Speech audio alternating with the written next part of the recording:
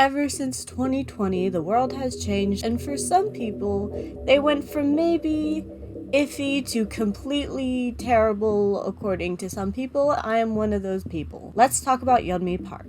Yeonmiya, tigers leave behind their coats, men leave behind their names. Make yours good and lasting. I will see if she really did her father proud, because methinks the answer is no.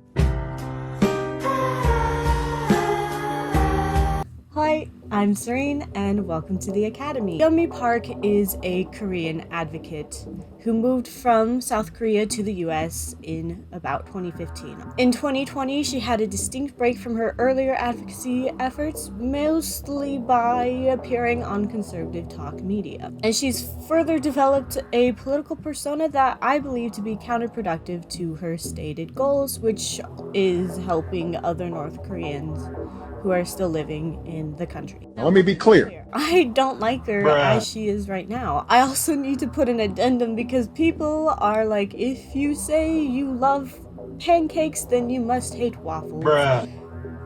I have to clarify that in this case, although I am more or less discrediting Yeonmi Park for reasons that we'll get into, I don't do it for the DPRK, nor do I support the DPRK, nor do I support China's CCP party, and they have both committed horrible acts upon the people that they're supposed to help. I do not condone harassment of any kind to anybody mentioned in this video. The goal of this video is to inspire reform through criticism. In my research, I've seen a couple themes that pop up.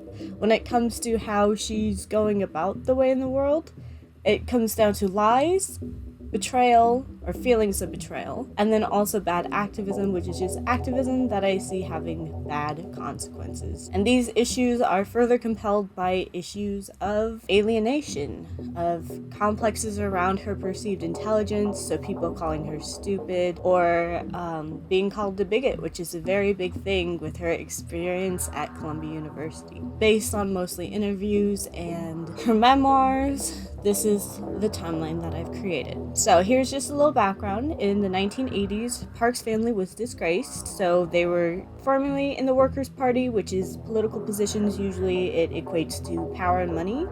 And then by the 90s, they were able to get back into the party. So even though they were disgraced, they got back into it by the time she was born.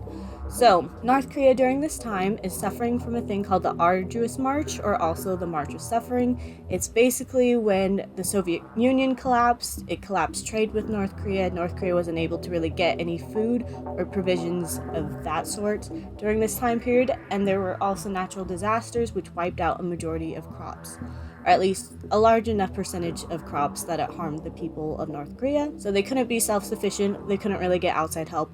So lots of people died. Conservative estimates are about 240,000 people dying from this, but more liberal estimates are about 3 million. So lots of people died, not a very good time for most people. It was also during the 90s that Park's father was trading metals like copper. In 1993, Park was born in Haesan, North Korea. It's a town really close to the Chinese border and is a hub of its own with factories, of course trade being so close to the border. In 2001, Park in a princess shirt, because it says princess, in front of a building in Pyongyang. Pyongyang is a city that is known for the elite. It's the dream of many North Koreans, especially rural ones, to go to the city.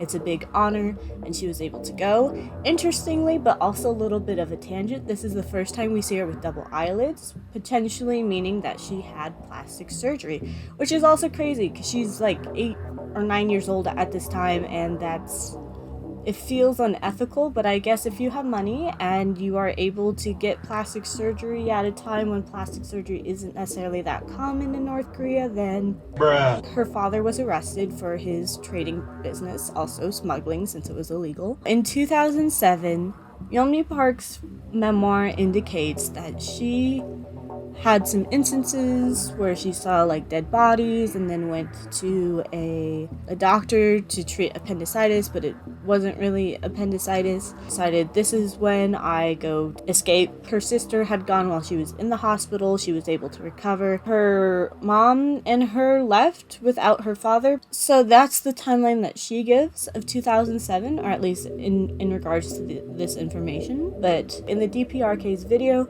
they say that her father was released on sick bail, which is the same as Yeonmi, and that he went to try and find his family, so his wife and his daughters, in his wife's relative's place in Gowon, but they were gone and he ended up dying around there. So he died of cancer with family members, but not with Yeonmi Park and her family. After Yeonmi and her mother's escape to China, they are sold to farmers in rural areas. However, the broker then takes in Yeonmi as a mistress in exchange for reuniting her family. If we put our tinfoil hats on, it means her sacrifice, which would be giving herself over to the broker and becoming his mistress, was for naught because her sister already left and her mom is more or less with her at this point. It also means that her father never had a taste of freedom and that she abandoned him in North Korea. Then that's not very nice to think about, is it? So you could believe that, or you could believe her, which is up to you, because honestly, if the choice is between trusting somebody who's lied a lot and trusting the DPRK with media that they put out to specifically attack her, then it's up to you. It's important to note that Yeonmi Park gives dates regarding her father's life in China that align with dates that are already important, like birthdays or other events like that. This is something that is very common in North Korean propaganda, and you'll see important events later on matching with the dear leader's birthday or with other important dates like that. So it is something that I am suspicious of when I hear this happen in the story of her father in China. In 2008, Park works as a cam girl run by a North Korean who was also a defector. This happened sometime after July 2008 and before February 2009. We get those dates from her talking about how she had to move around a lot in July of 2008 and then February 2009 being the time when she leaves from Mongolia to then travel to South Korea. So at this point, about a fourth of her time at most in China was spent working as a cam girl.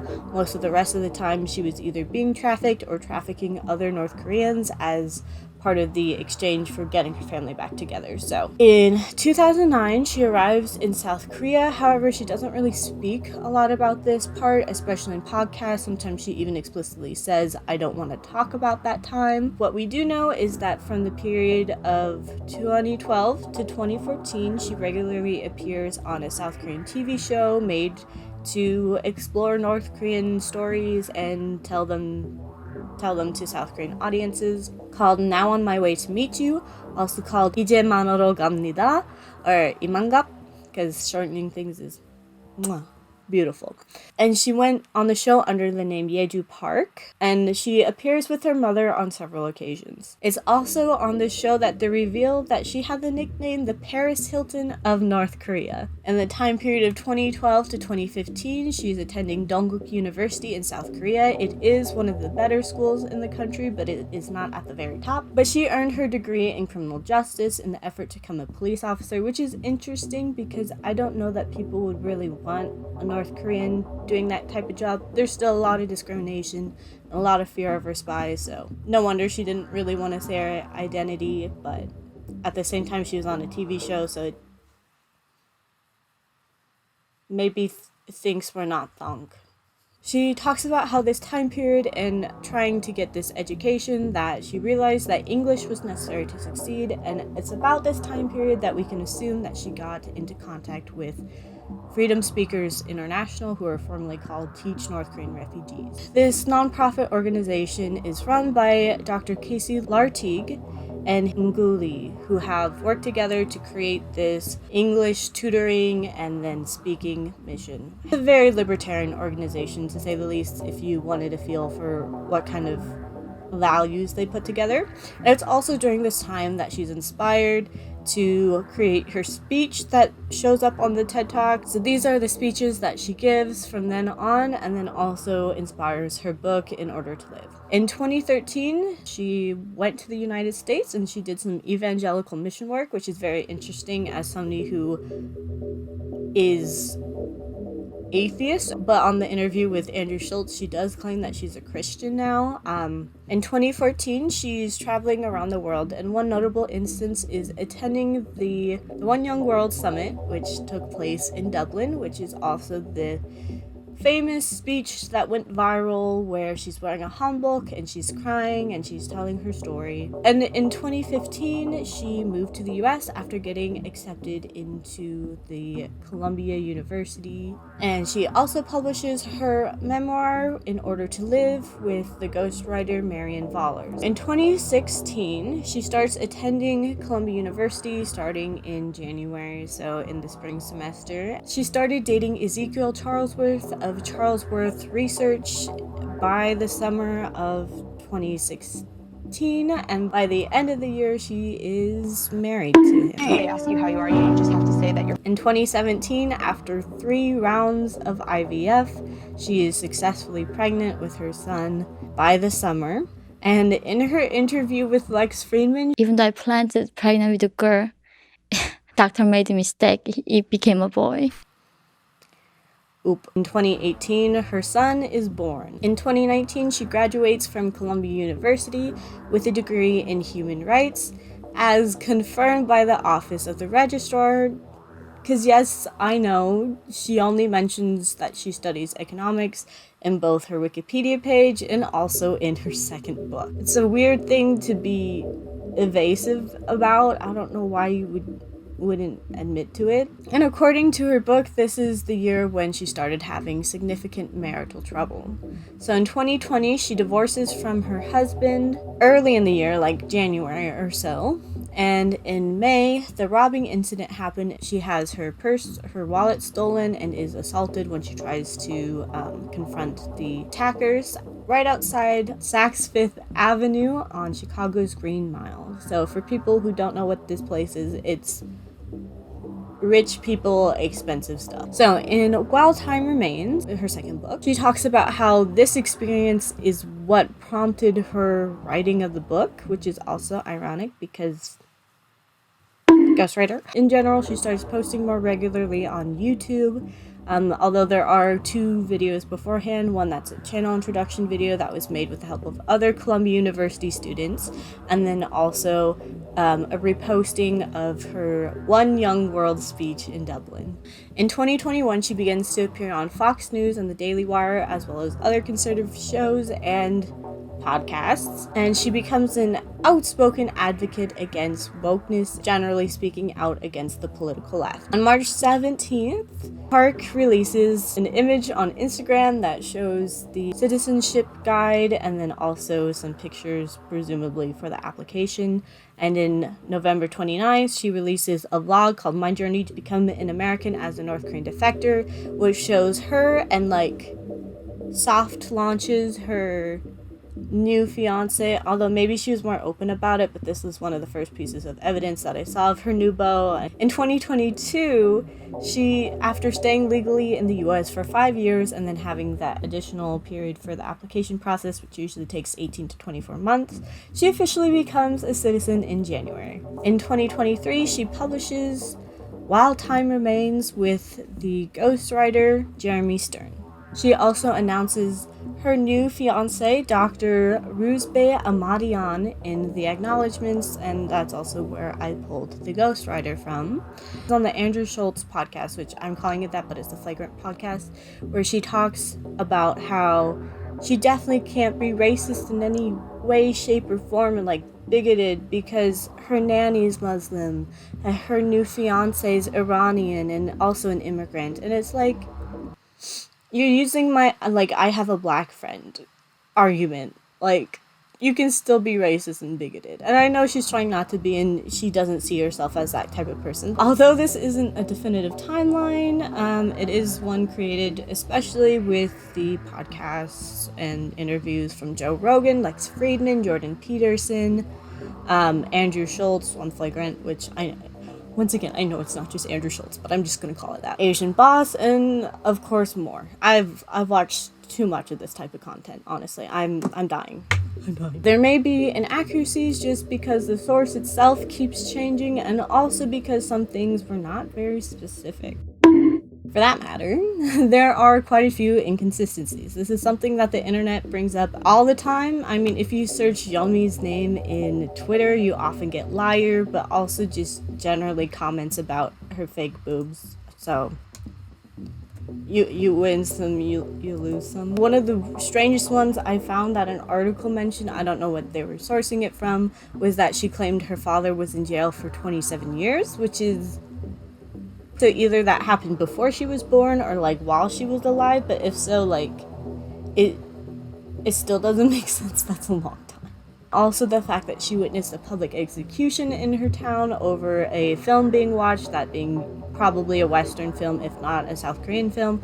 However, other North Koreans who lived in that town at that time said there was never a public execution, and if you want to believe that there was an execution, well, the story changes from it was a K-drama if she's talking to like a Taiwanese audience, to it was a James Bond film if she's in Europe, or it was the Titanic if she's in the US. So it's interesting how these details keep changing. And in all fairness, a lot of the North Korean defector narratives in media are the product of a system which selects for entertainment and shock value. It starts as soon as they cross the border into South Korea, where they have to prove that they're not a spy and not a Chinese Korean, which they're very discriminated against, and North Koreans still get some level of benefits. They want to make sure that the people who come in and say that they're North Korean are actually North Korean. South Korean society is still very discriminatory against North Koreans. They see them as backwards, as spies, like I just mentioned, lazy, and like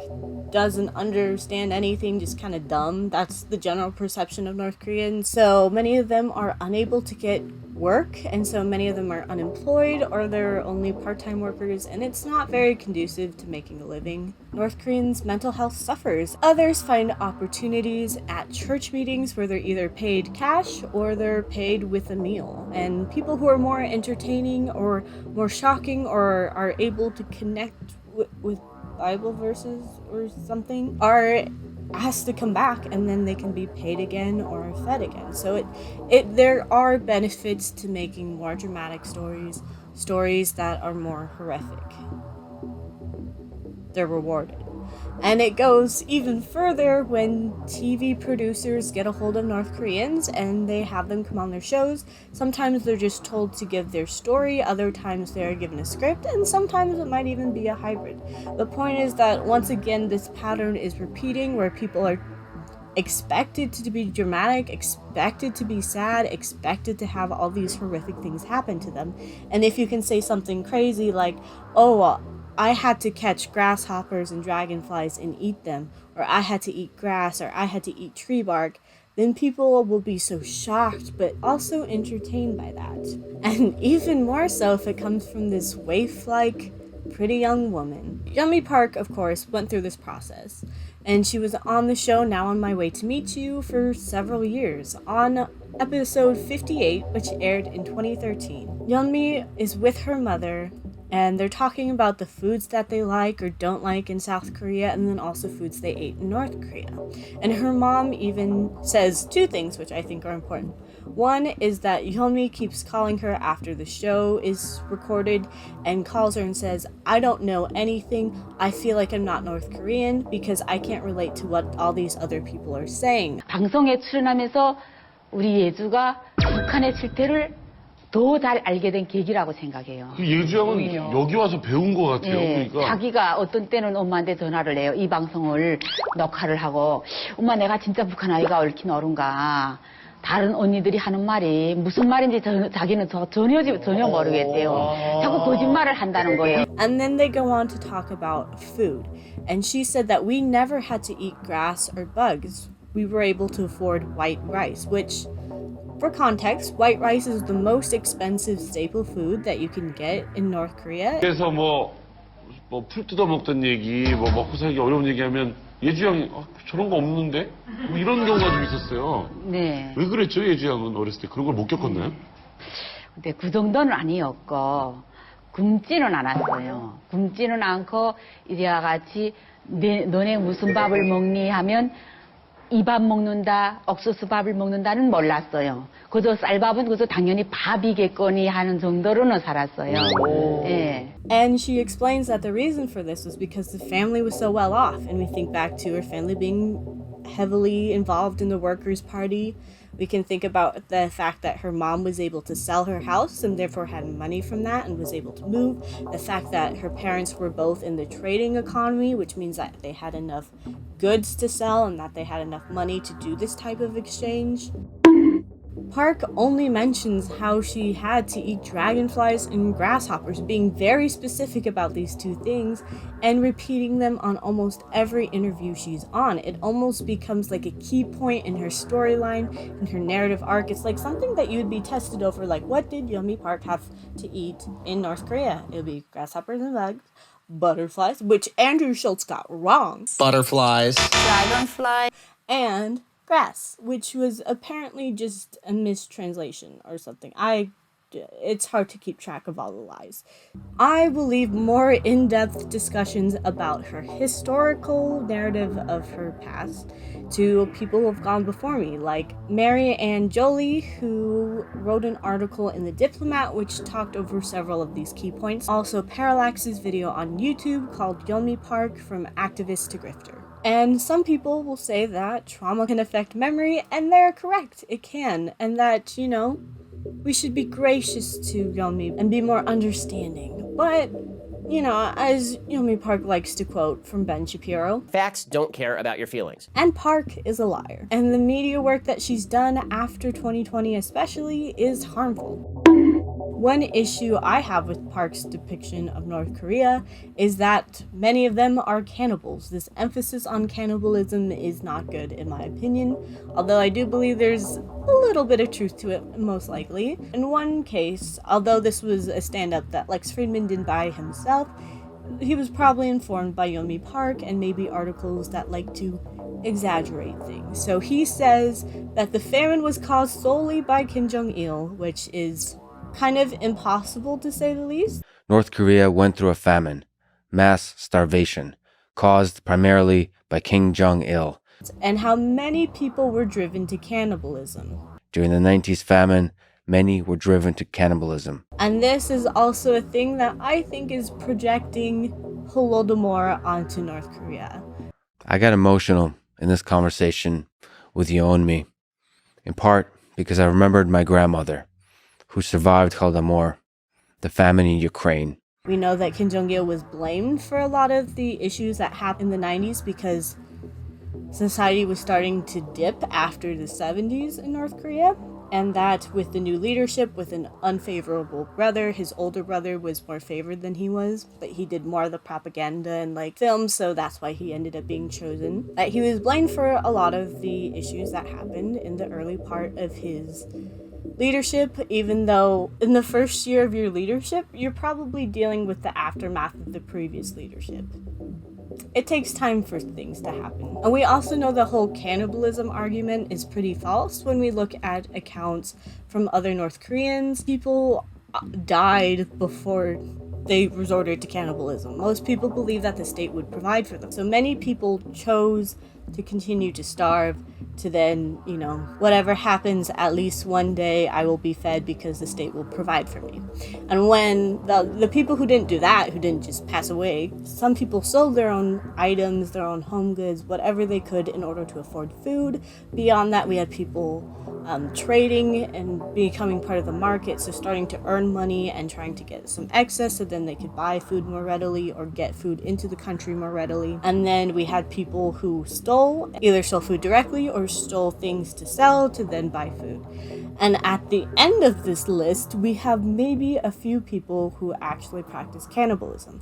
It's also interesting and important to note that of all of the people who have defected, I've never encountered people who have admitted themselves to practicing cannibalism. It was often just, I heard a story that somebody ate their baby, or I heard a story that this happened and this person was being executed for this reason, or that they were just generally warned not to buy meat if they didn't know the origin. And if you're buying meat instead of rice or something, then you probably have more money than you're letting on. And I don't know why you're so concerned about cannibalism. Suspicious. Nowadays, with the pandemic lockdowns in China and also North Korea, and then when we also think about the additional sanctions that were put on the country, well, we have an issue that means that more people are perhaps more likely to become cannibals because of worse conditions and less ability to trade with the outside world. If we think about cannibalism like thematically and like what does it mean, we don't see them as people, we see them as uncivilized, all this kind of things. Like you find this happening in history when settlers first encountered native populations, generally in times when we just don't like a group of people. This is what tends to happen. Let's look at some health outcomes that happen after the famine events of World War II, looking at both what happens during the time and afterwards and their children in a study called Epigenetics. There's a literature review from 2020 which examined English and Czech language medical research by doctors Katerina Horachkova et al. Medical researchers found that osteoporosis, cancer, trauma, and conditions like diabetes and dental issues were more common in people who experienced malnutrition or undernutrition in this case for a long period of time. Being underweight consistently is not one of those issues or not one of those conditions unless the person develops thyroid issues or another serious chronic condition like cancer, develops an eating disorder, or gets parasites. Malnutrition can affect pregnancy and the ability to become pregnant. However, most people's fertility returned within 2 years. That said, it did affect the health outcomes of their children. So many of the children had poor health outcomes, including more vulnerable to stress, having anxiety and depression, as well as potentially other issues. Some studies also showed that the parents, so the people who experienced the famine event, were more likely to have unhealthy relationships with food, such as food hoarding, keeping spoiled food, having anxiety around food availability, and binge eating disorders. However, eating disorders weren't a guarantee for some of the studies. And Yeonmi does show evidence of a potential eating disorder with a post on Instagram that shows a scale weight, and she says that, wow, I feel so normal. You know, after her pregnancy, when she's now the weight of a 10-year-old child, which is about 81 pounds or approximately 37 kilograms. And in her interview with Andrew Schultz on Flagrant, Park talks about how she thought that heavies, that people keep commenting on her Instagram and Twitter to refer to her boobs, was them calling her fat. Are you familiar with like the comments on Instagram sometimes saying the heavies or people lifting the weights? Yep. Yeah. And you said to me, you were like, I thought people were saying I was getting fat. Yeah.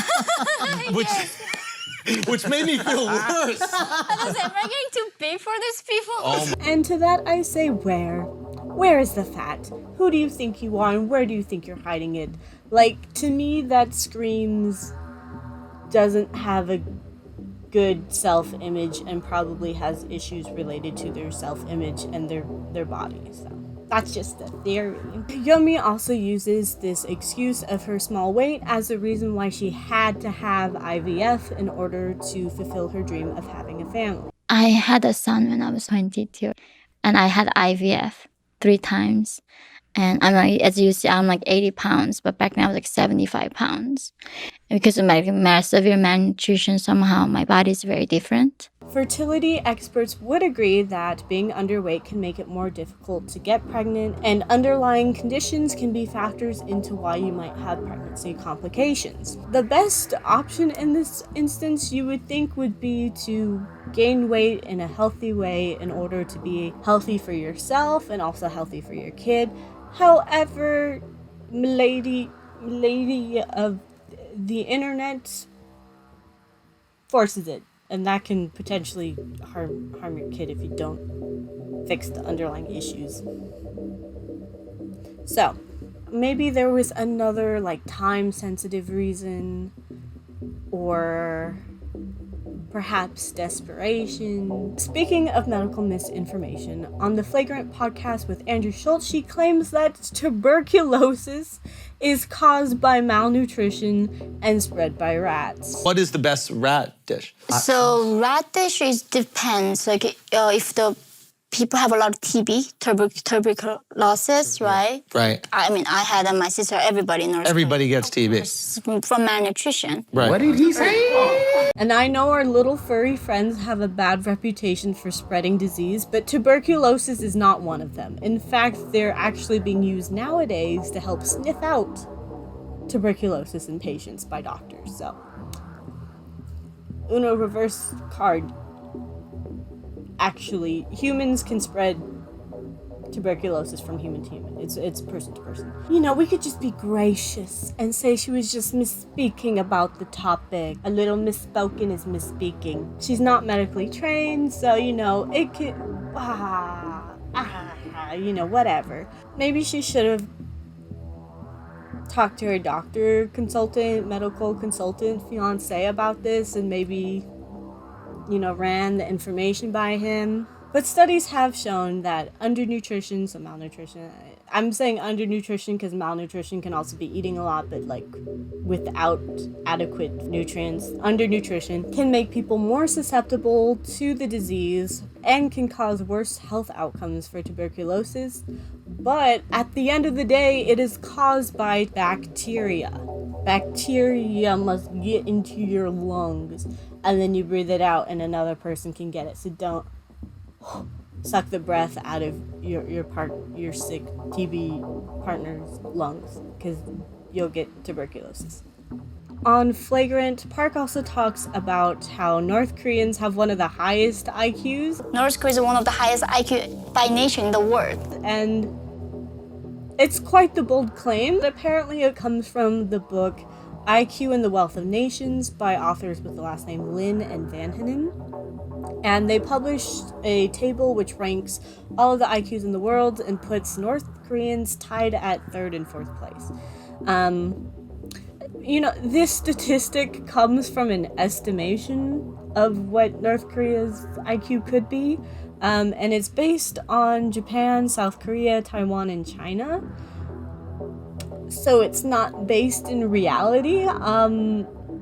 You know, but there is medical evidence that shows that malnutrition can actually cause lower IQs, especially for people who were a child while they were malnourished, and it can cause lower intelligences later in life. Though, if she wasn't malnourished, then there is no low IQ to be worried about. Her story is all about how she was looked down upon in school in North Korea, and then she went to South Korea and she was looked down upon because she was North Korean, so she had to fight her way to get her GED. She had to fight her way to get into a top school in South Korea, and then she had to fight her way to get it done, and fight her way to learn English, and then fight her way into Columbia University, and then she fought Columbia University by saying, "Up yours, woke moralists."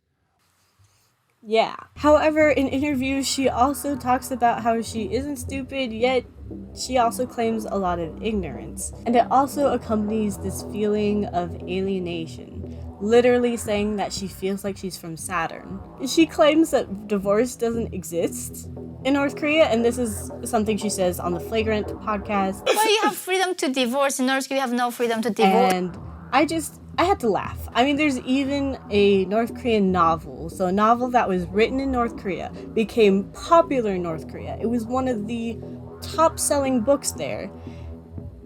And it is about divorce, and it has even been translated into English. So if you would like to read it, you can maybe find it at your local bookstore.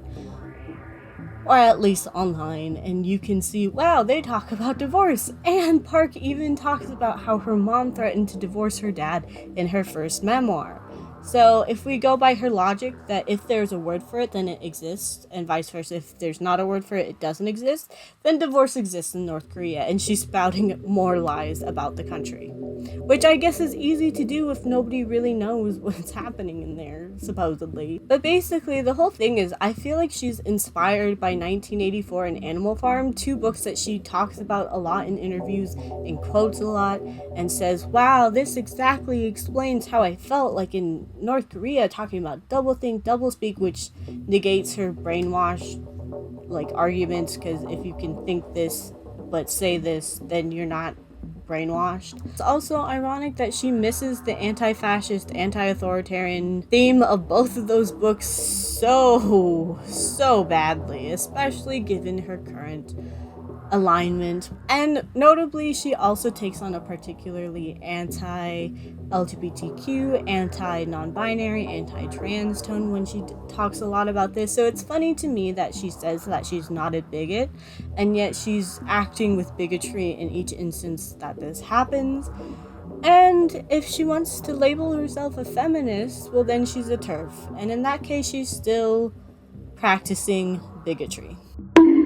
Now, I originally planned this video for before she released her second book, but after reading it, I saw a consistent theme of betrayal. She felt betrayed by the elite, being businessmen like Jeff Bezos, who have a lot of their business done in China and then are able to make a lot of money, or are economically dependent on China, on politicians who say, what can we do for you, after her speeches, and then do nothing.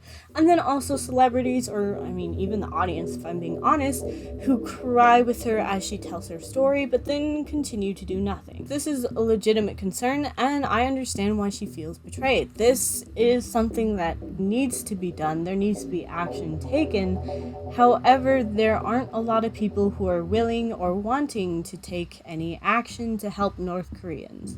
It's also funny that she's running to Fox Media, which is one of the largest media networks in the US. You are not bullied off everything if you are on Fox News. You are on one of the largest platforms. You are the big guy, okay? And yes, they are also betrayal in waiting, like Tucker Carlson and Trump. RIP. People in the US are willing to cry and empathize with you, but at the end of the day, there's not much they can do. And they're unwilling to involve themselves, because going to war with China is not really an option, cutting China out is not really an option. North Korea is a really good buffer state, and a good reason for the US to be involved in the area and to have allies working together who might otherwise be at each other's throats. It's almost necessary in the current political climate for North Korea to be a hellscape, and the international community doesn't really want to do anything about it, which is unfortunate, and it's something that I think Park sees and understands, but is unwilling to fully understand. Because if I'm being honest, nobody should be able to understand why this is the way it is. It's unnecessarily cruel and unjust. It's something that should not even be happening. And yet, the other betrayal that is a really big theme in her speeches and stuff is YouTube. She thinks of demonetization as a personal attack for her anti-Chinese rhetoric, but YouTube couldn't care less about anti-Chinese rhetoric. A lot of US people couldn't care. People love to hate China, so that's not the issue. The issue is when you have explicit content or suggestive content that's more likely to be demonetized, including specifically talking about trafficking in China. Of course, we mean a certain kind of trafficking. However, labor trafficking also happens. Labor exploitation also happens, okay?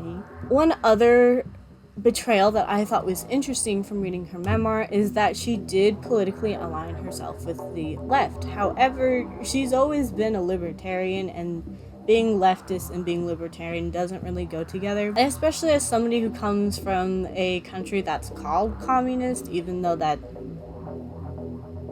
is not true. At this point, no.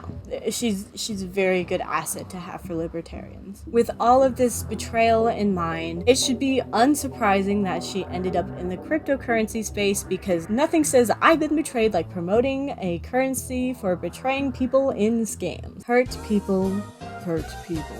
And this, of course, is supposed to help North Koreans because the government doesn't have access to the currency, and yet I wonder how they're even going to get access to cryptocurrency wallets, how they're going to be able to fund having any Bitcoin or whatever, and how you would make people who are already vulnerable economically put their money in something that's risky and that has since crashed and that has proven to be corrupt from the very tippy top.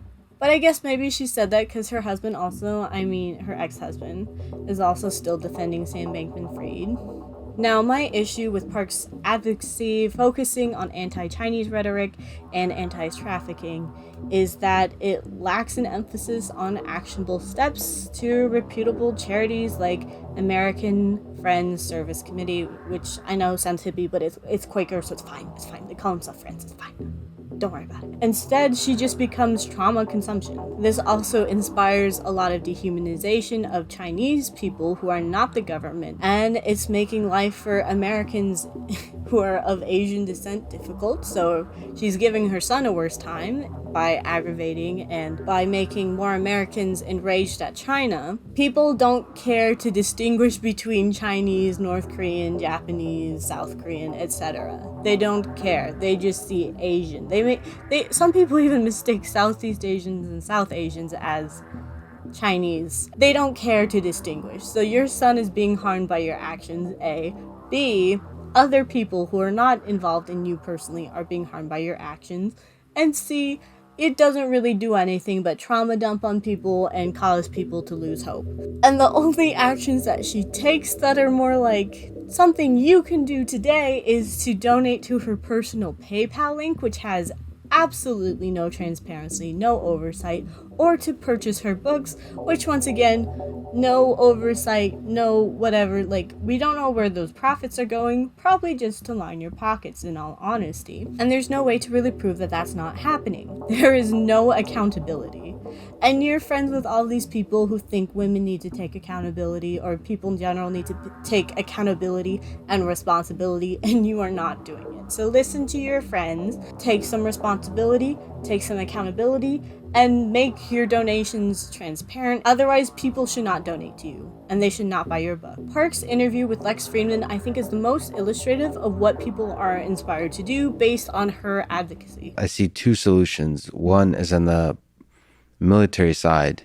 Yeah. It's assassination or the full-on invasion. This will make people less likely to like the Western world if this happens in North Korea. There's already enough propaganda and other messaging that tells them that they should hate the US, so having a US force or even other Western force go in and take care of things will not be good. And what ends up happening is both of those options harm the average North Korean person, and because of how society already is, North Koreans are dehumanized and are considered an enemy. So people will be okay with horrific crimes happening there because everybody is an enemy. And if your average US citizen does not care what happens to them and does not really see North Koreans as full humans, then why does it matter? This is the world that you are creating and exacerbating by doing this kind of advocacy and not having these firm steps for a solution. What should we do? Park says in this interview with Lex Fridman that we need to focus on China and having China cut off all ties with the North Korean regime. Of course, what this is like a starve-out method. It basically wants North Korea to suffer more. Maybe the leadership will do something about it, or maybe they'll just wait until majority of the everyday average person is dead, and then maybe they might go on and say, okay, fine, we'll denuclearize. Okay, fine, we'll not be assholes, I guess. And once again, you have your average person facing the brunt of the violence and those in charge not really dealing with much of it. Now, in my opinion, the best option that we can do right now is to advocate for lifting sanctions against the regime. The specific ones are to lift sanctions against the cap on imports of oil and refined petroleum products, the ban on natural gas imports, the ban on the export of electrical equipment, coal, minerals, seafood, and other food and agricultural products, wood, textiles, and stones, and the cap on North Korean labor exports. A lot of this will help reinvigorate the economy and make it so your average person can feed themselves and potentially think for once instead of just thinking about how hungry they are. These sanctions that the international community has on North Korea, which is one of the most complex, comprehensive systems of any country, follow North Korean missile tests, which are a response to joint military drills between the US, Japan, and occasionally South Korea. And although these sanctions are meant to curb the missile program and the nuclear program, it has only served to make it more sophisticated and emboldened. The regime does not care about people. It will spend however much money, however high percentage of the GDP specifically on this program, instead of food or other necessary things. They have stated over and over again that the nuclear program is central to the North Korean identity and to its existence. There is no way to get it out. No way to denuclearize the country without some kind of drastic change in policy. Whether that's for the betterment of North Koreans in terms of not killing them, or whether it's for their detriment, which would be killing them. So, and maybe I'm wrong, who knows? Now, Andrew Schultz says this. What you're saying is interesting. It's a publicity stunt almost. They're keeping this country impoverished, enabling the poverty. So people talk about the atrocities going on there instead of the atrocities going on in their country. Right. And it's a pretty good reason why I'm making this video. And the truth that keeping North Koreans poor and in horrendous conditions helps the people in this country that are dealing with horrific conditions. Conditions we think of when we think of third world countries. And it's reasons why they're okay with not doing anything about these domestic issues, because if I'm hungry, well, at least I'm not starving in North Korea. If I feel like I'm being exploited, well, at least I'm not trafficked in China. If I feel like I'm tired because I have to walk or like have to take my really crappy car, well, at least I'm not walking across the Gobi Desert. And the whole thing is to make you think, wow, I'm so glad I'm an American. I know my situation is awful, but it could be way worse. And Yeonmi Park is so guilty of this, especially when it comes to gender minorities, but in general. It's like, why would you care about this, that, or the other thing? Or why would you think that you have this horrible thing done to you when you could have been North Korean and gone through this, that, and the other thing? She undermines people's experiences, and it's partially because it's helpful for people who are in charge and who are powerful to have people become complacent in their dehumanization. There are no issues in the United States. We are not North Koreans, and we are living in a first world country, the best in the world. America is great.